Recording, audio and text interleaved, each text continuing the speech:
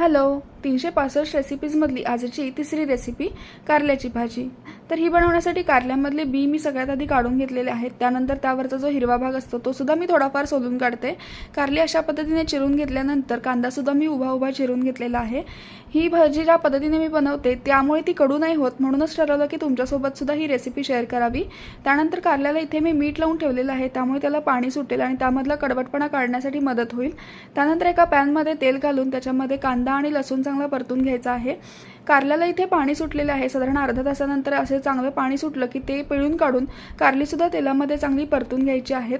त्यानंतर यावरती आवडता मसाला आपण घालायचा आहे, गरम मसाला, लाल तिखट, त्यानंतर चिंच घालायची आहे, सगळ्यात महत्त्वाचं गूळ घालायचा आहे, नंतर एखादं कूट शेंगदाण्याचं किंवा तिळाचं, चवीनुसार मीठ हे सर्व घालून चांगली परतून घ्यायचं आहे आणि कारली शिजवून घ्यायची आहेत। ही भाजी बनवताना मी पाणी नाही वापरत आणि अशी माझी भाजी बनवून रेडी आहे।